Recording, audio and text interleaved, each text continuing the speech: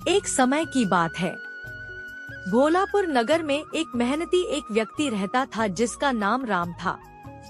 वह एक गरीब परिवार का था। उसके फैमिली में 3 लोग रहते हैं।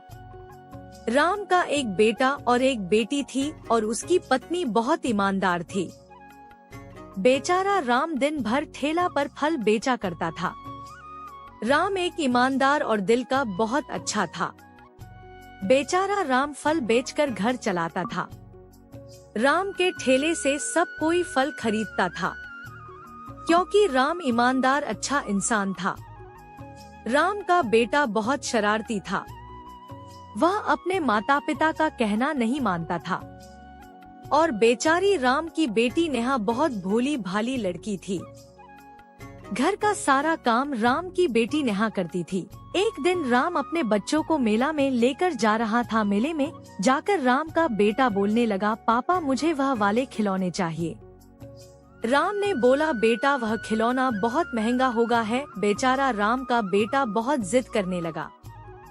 फिर राम ने खिलौने दिला दिया। वही राम की बेटी नेहा अपने पापा से कुछ भी नहीं मांगा। बेचारा राम यह बात मन में सोचकर बहुत अफसोस हो रहा था। राम ने बोला, बेटी नेहा कुछ खा लो। फिर नेहा ने बोली, नहीं पापा मुझे भूख नहीं है। फिर वहाँ से मेला देखकर वह घर चल गए।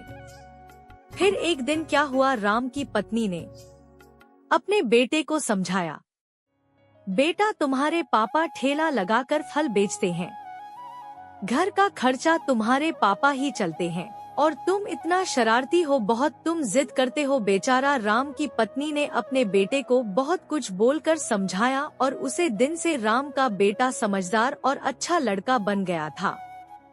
अब अपने पापा से फालतू काम के लिए पैसे नहीं मांगता है और राम फल का ठेला लगाकर अब अच्छे पैसे भी कमाने लग जाता है। वह अपने बच्चों के लिए खाने के लिए अच्छे अच्छे पकवान भी लेकर आता है। यह कहानी हमें क्या सीख मिलती है? समझाने से बहुत कुछ हो सकता है और मेहनत जारी रखो।